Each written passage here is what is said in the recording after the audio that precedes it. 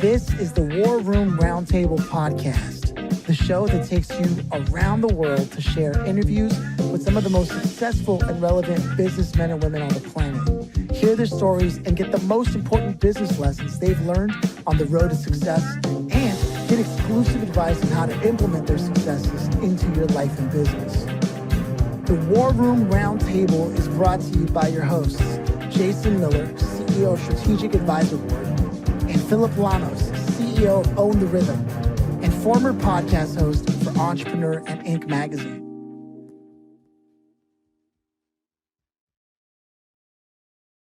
Welcome to the War Room. It is an absolute pleasure to have you here, Victor. How are you doing today? I am doing outstanding and honored to be here. Hey, there it is. Outstanding. That takes me back. I remember the first time I was indoctrinated into a corporate job. Their training was like, outstanding. What does it mean?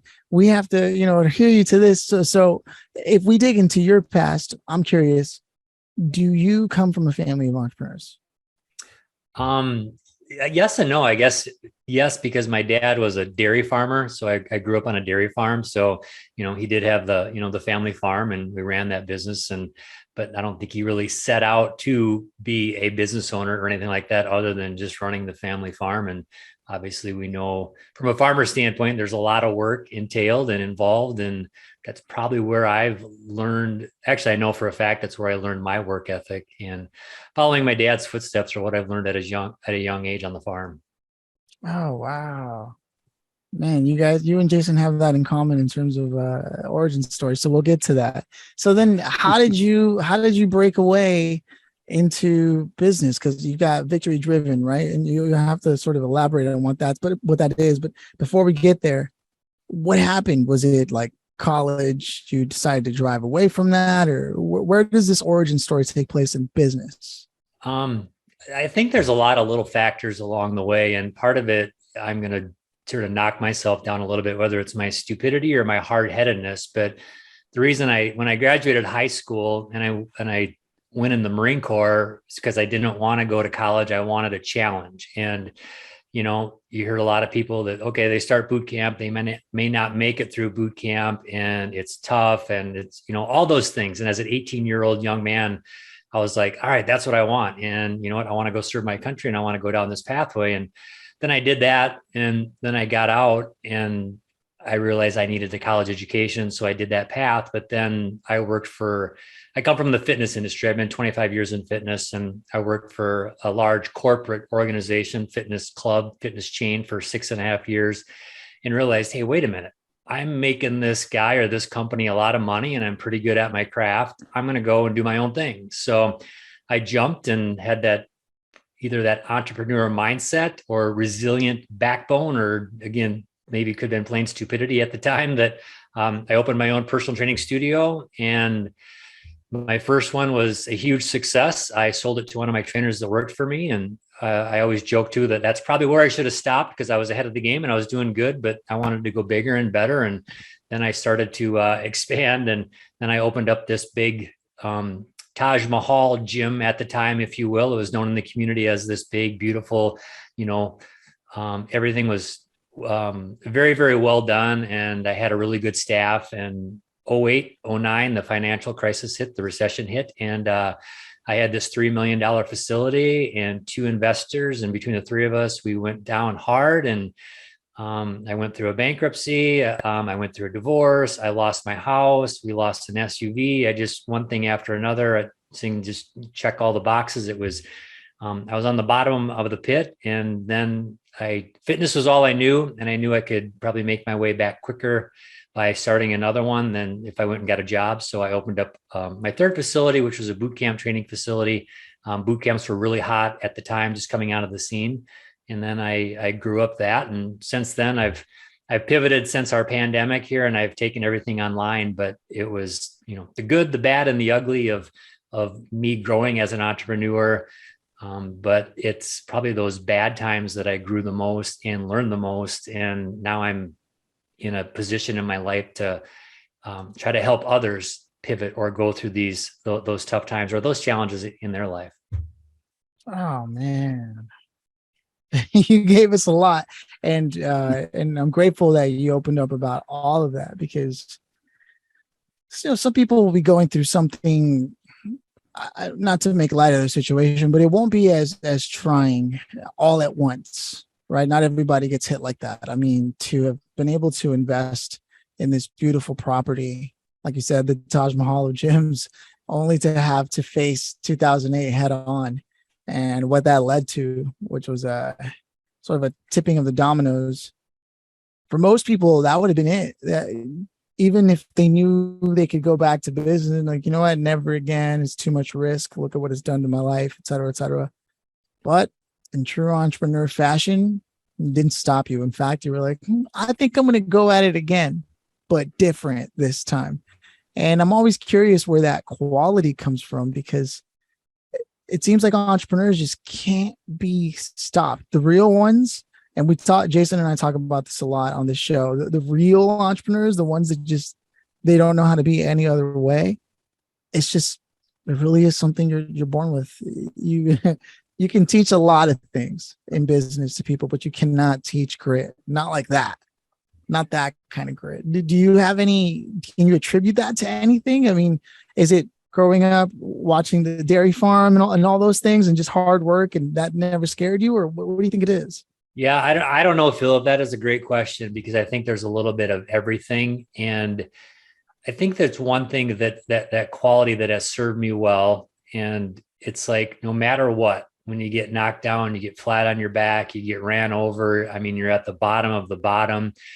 You know, where else are you going to go? What else are you going to do? And I think just have the mentality that I want to do it on my terms, and I'm going to do it my way. And I feel like, I think through the years I've learned that, okay, it's not all about me, but I think if I do it this way, I can help the most people, or I'll be able to provide or create the best product or give the best service, because I just didn't want to fit into the mold. And yeah, I think with, my dad was, he was a former Vietnam vet. He was very firm and very hard. And, he raised us, one way, which is just having the grit, like you say, a mindset of strong strength, comeback, hard work. And you know what, if we get knocked on our backs today, there's always tomorrow, or we hope there's always tomorrow. So I just think having that mindset through the years, and then obviously, the Marine Corps, that drills in you that mentality even deeper. And then just going out on my own and just realizing that, okay, I don't know this, but how am I going to figure it out? Or who am I going to ask to help me? But just having a mindset to just keep moving forward and keep, steering and driving the cart forward. And just, sometimes it's again, where it's maybe not the best decision, but to figure it out along the way.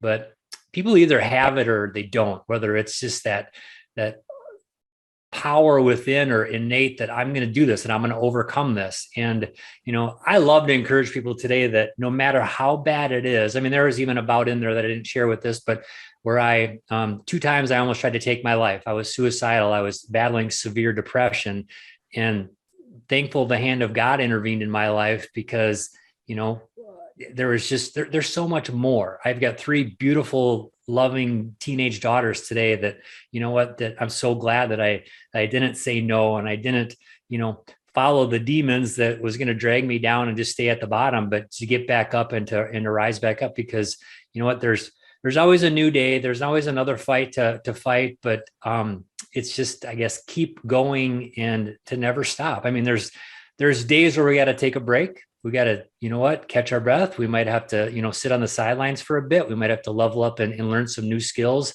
But I think at the end of the day, or at the end of our lives, it's like, I got back up and I fought again, because it's worth the fight. So. Oh man, beautiful, beautiful. Thank you for sharing all that.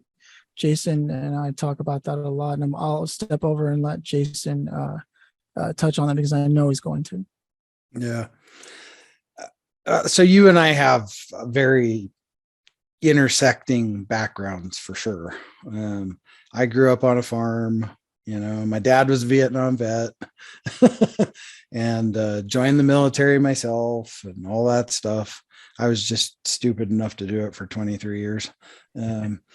So it's funny you say, well, I don't know if it was because I was stupid or what, right? So I think in our lives, it's a little bit of everything. Sometimes you're an idiot and you stumble into something, right?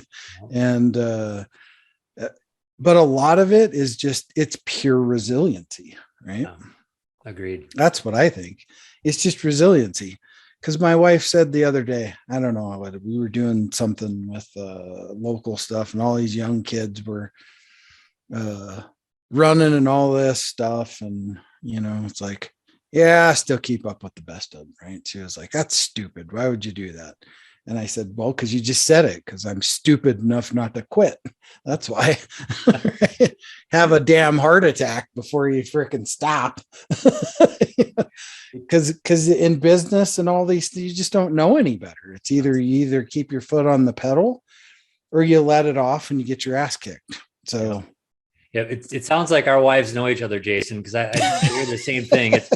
I always say, you know what, you have to suffer a little bit. It doesn't matter. And obviously being in fitness, it's about, you know what, you gotta work a little bit harder. You gotta run harder. You gotta lift harder. You gotta just keep pursuing and just going after it. And you gotta suffer. The only way you're going to get to that next level is to suffer. And my wife says, you know what, you use that word suffer so much. I'm sick of it. And it's like, everything doesn't have to be suffering. I'm like, well, if you want to rise higher, I think it does. And again, not to say that every day has got to be totally bleeding from my eyeballs in pain, but you know what, if you're going to rise higher, the word you said, Jason, resiliency, is, if I use one word to describe me in my life, it's being resilient. And I think that's served me very well, just the ability to keep going, because we're going to take hits no matter what we do. I mean, even if, you know, we're not running our own show, but we're working, you know, life's going to give us hits, going to throw us curveballs, whether we're battling with some, you know, disease, or, you know what, somebody our parents die, our grandparents die. We got to come back from that and be resilient and just keep going. There's such a parallel between your stories, but I think it's all entrepreneurs as well that just have that, as I was alluding to earlier. And coming back to the narrative, there's an interesting quality as well with the fact that you're into athleticism, like fitness and things of that nature.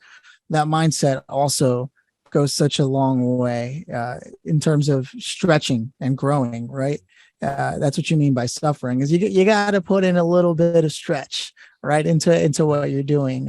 And some people, the word suffering might drive them crazy. Like, oh, I don't want to suffer. No, but there's a stretch to it. There's a reaching for something that isn't comfortable, might hurt a little. And we're not talking about like muscle or joint ache pain. No, this is like your soul might hurt just a little to go there. But it's incredible what you've been able to do, especially being able to get past what seems to be a roadblock for many, especially after hitting a level of success, to then have it all taken away.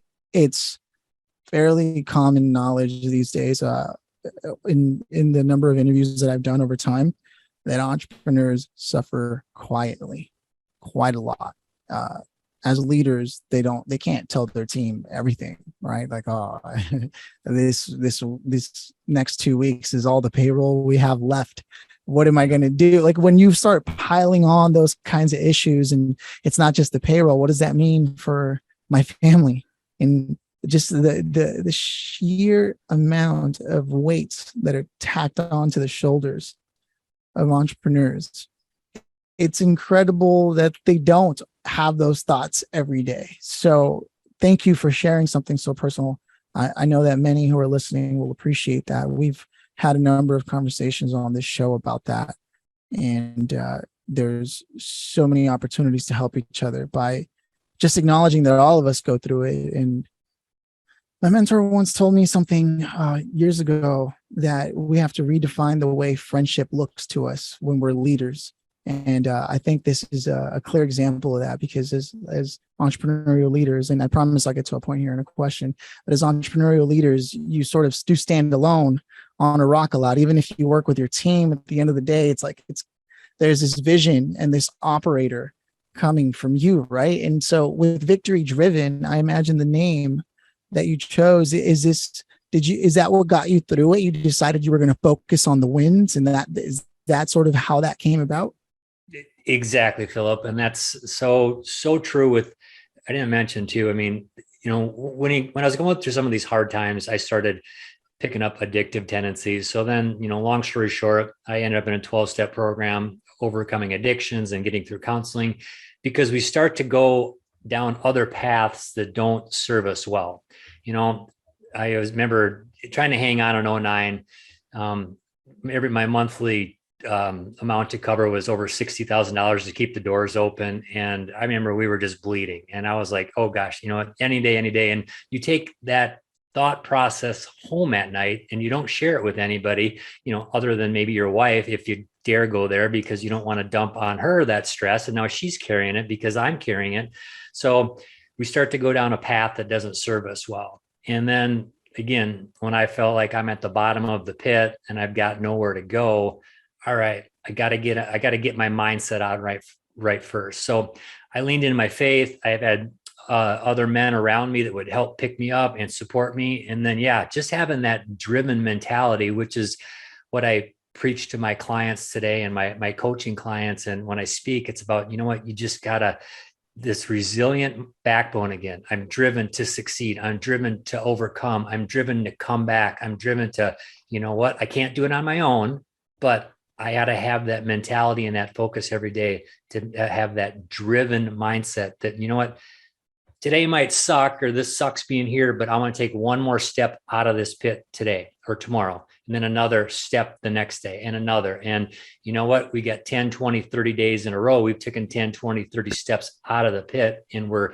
climbing each and every day. It takes a little bit more and a little bit perseverance and just persistence to do it, but to have that driven mindset that I'm going up and I'm not going to stay down here at the bottom of this thing, because it's no fun. It's no fun being down here, but you know what, by the grace of God and by others that have helped me and that we can, lock arms together, we can get out of this thing and we're going to go places, because I believe life is, at the end of the day, life is meant to be lived, right? And enjoyed and experienced. And there's so much good that we can bring and spread and help each other out, that we need to get up and get out of this thing. So having that mindset obviously served me well. And if I can help others to, embrace those thoughts too, to get up and get going. And it ain't easy. Well, no, some days it's not easy, because we just want to, you want to lay curled up in bed in the fetal position and just, let the day go by. And, there's been honestly some days I remember I'd sit on the couch and I don't know if I really move much, but then there's days I'm like, I can't live like this. This isn't solving anything. So just to pick myself up and to keep going and moving forward. Yeah, man. I mean, it doesn't get more real than that, right, Jason? I mean, that's the real deal. It is. And I think everybody doesn't matter what it is. It can be the smallest thing, right? Everybody's been there at some stage in their life where they questioned am I in the right place? Am I doing the right things? Or, I think every human being goes through that in some shape or form at some point in their life, but the key is, and I'm just going to kind of go back to a different episode, is that we don't forget the you and human, right? Because we are humans. We can have these mentalities of, you and I are both military guys. We can have this mentality of suck it up, buttercup, and freaking embrace the suck and all this stuff, which you kind of got to go through that too, right? I mean, because it isn't always just unicorns and butterflies either, right? But there are obviously other ways to approach that because not everybody's in that suck it up buttercup mentality, right? So I think, as people, as humans, we have to be there to support mankind. And the more we do that, the more we get out of some of these situations we're in society and all that stuff. And there again, bring the you back into humanity. Right. So.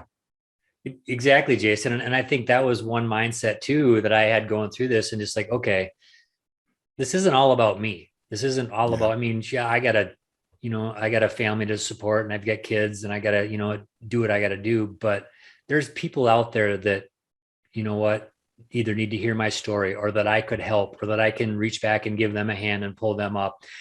So the more that I can give and be generous of my time, or, just a listening ear, a shoulder to cry on, that's, I think, part that helped me, shift that mindset for me that, this isn't about me. I got to get my crap together and get up and get going. But there's other people out there that need me, that need what I have, or need this gift. Or, I feel like today more than ever, I have a voice of encouragement and inspiration that I just want to just inspire whoever it is, whoever comes across my path today, whoever hears me speak, however small of a little, morsel that I can give them. I want to encourage and inspire them. So yeah, if we can get their mindset that it's not about us and it's about, how can we touch humanity and make this world a better place, then we all win. Man, what a spirit behind the business that you're running and the work that you're doing. I often ask myself, am I ready to serve today? Right? Am I going to come from that place? Because that's the only place I can come from if I plan to stay in business for a long time. And it sounds like that's really, you fell in love with the problem. And the problem is that people face mental blocks a lot. And the work that you do has pushed people, nudges people, prods people towards being resilient and all the things. And then when they hear your story on top of everything, because I'm sure you're not in the business of telling everybody your story all the time, it only adds weight to what you're saying. So with that, you're here now. What are your current goals for Victory Driven?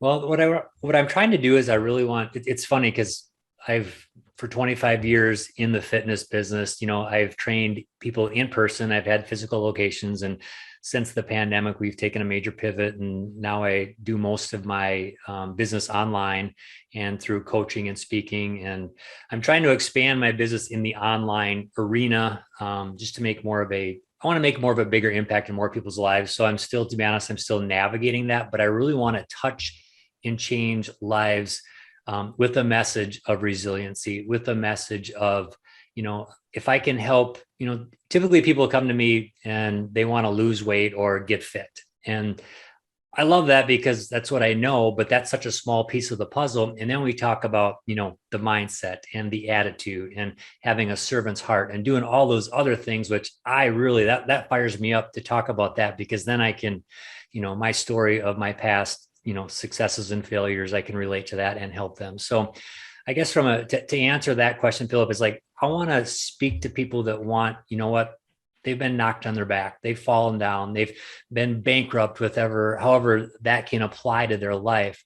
And I want to basically tell them that, we can do this. You can get up and you can go again, and you can just keep striving for what you want to strive for, or fulfill your purpose in life, because there is greater days in front of you. There's greener grass coming. So I feel like I have a message of encouragement and inspiration and hope that there's better days ahead. I want to say maybe a month back, gone to an event with this PR agency that they were hosting out here in LA and Bel Air, and they were sauced up. I wasn't drinking, but they eventually, they opened up to me a little, and I remember them telling me, I will never do business with someone who hasn't lost it all at least once. And I was like, why do you say that? Because there's just something that happens to that person that the next time they go into business with anyone, they would never put someone else in that position ever.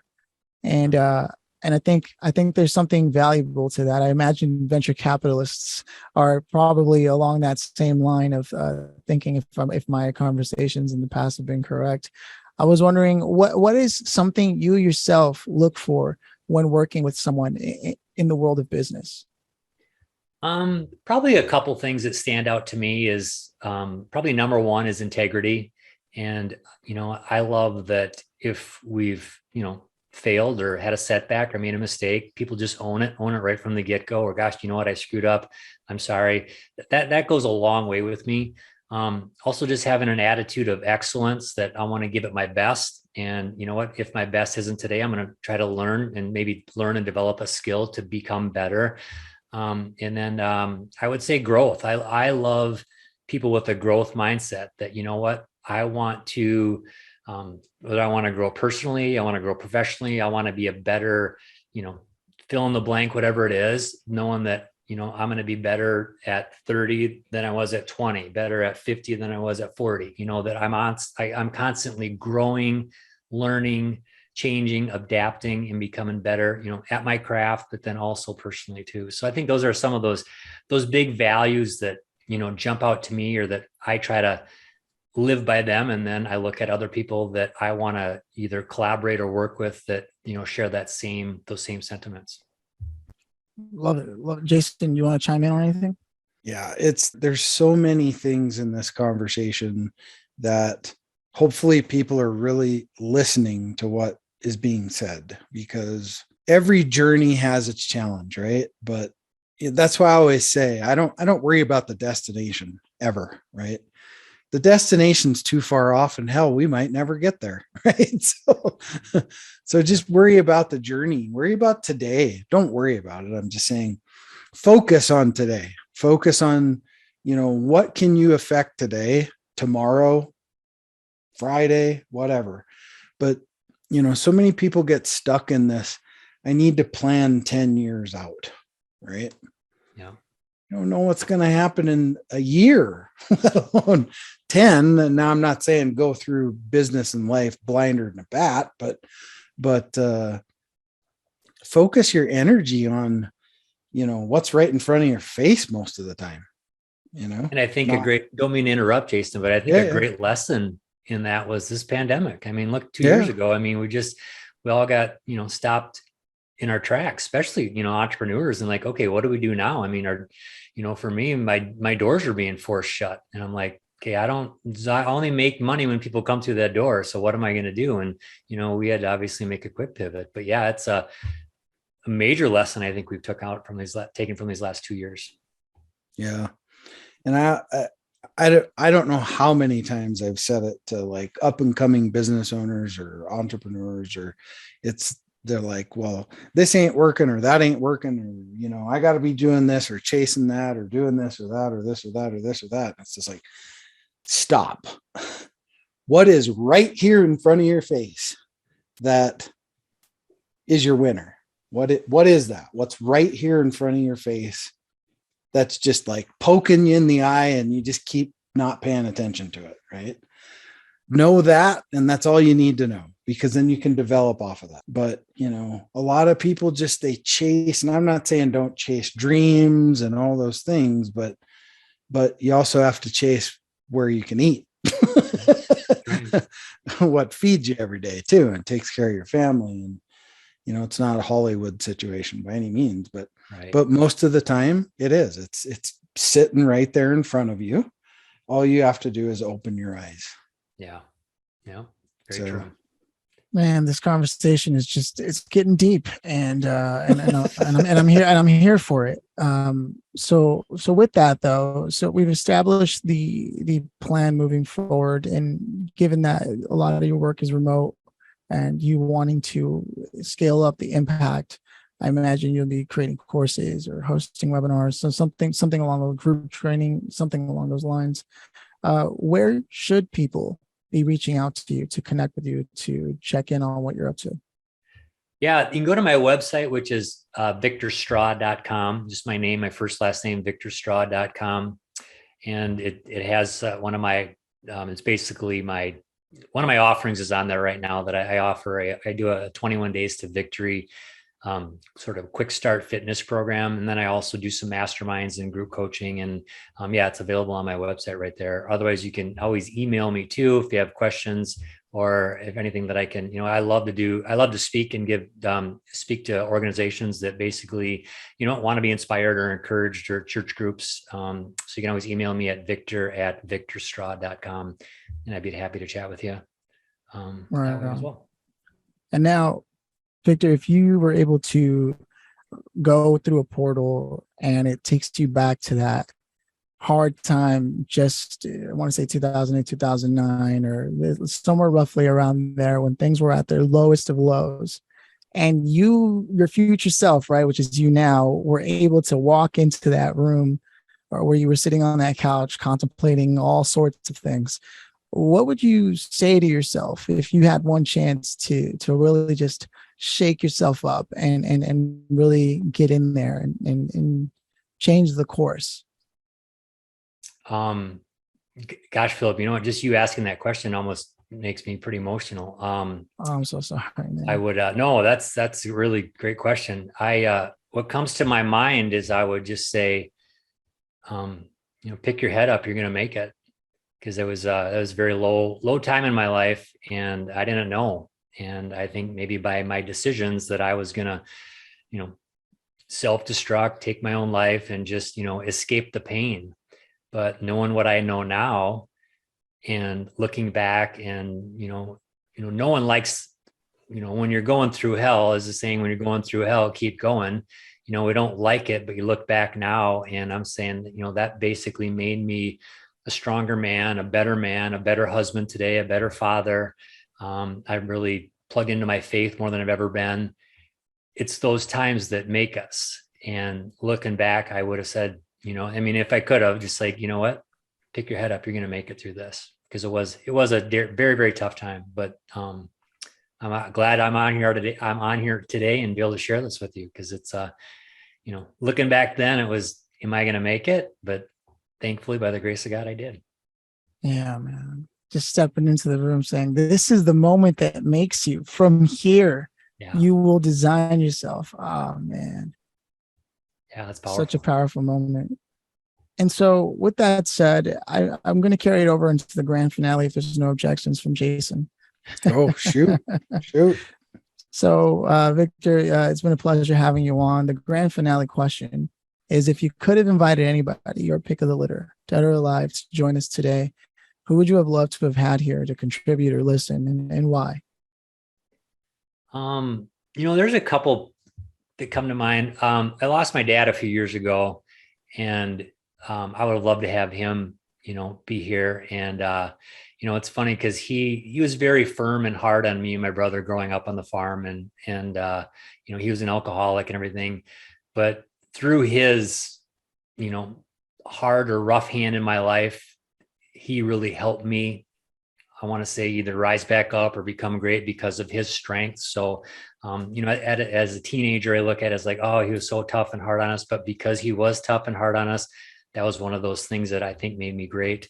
And the second guy that comes to mind is a pastor. Used to be a pastor of mine almost 20 years ago, Pastor Don Schiltz, and just an incredible man that I hold in high regard. That, when I failed, when I messed up, when I continually made my mistakes, I felt like was an extension of Jesus to me, and gave the hand of forgiveness and no shame. And you know what? Today's a new day. What can we do today to move a step forward in the right direction? So, those two gentlemen that I hold in high regard, would love to be here today to listen or hear this. I love it, man. It's heartfelt. It looks like you lead with your heart in life. And that's something we could all use a reminder that we can do that. We can navigate through life with our heart and still have our boundaries and still have our opportunities for growth. There's nothing wrong with leading from the heart. And I appreciate that reminder. Victor, it's been an absolute pleasure having you on. Those are my closing thoughts. Turn it over to Jason to close us out. Yeah, Victor, it's been great having you on. We all have the same amount of hours every single week, and thank you for coming and just carving out 30, 40 to spend with us. It's very appreciated. There's lots of things in life that are cars and homes and all those things, and that's just all stuff, right? Can all be replaced. Yeah. What you can't replace is time, and you can't replace meaningful conversation. And this was a very, very meaningful conversation that I myself can relate to. And thank you for sharing your story. I really appreciate it very much. And I'm sure the audience will as well. Well, thank you, gentlemen, for having me and for the opportunity to share my story, because I greatly appreciate that. And again, honored and thankful to be here. So thank you. Awesome. Right on, man. Cheers, brother. Great. Thanks, guys.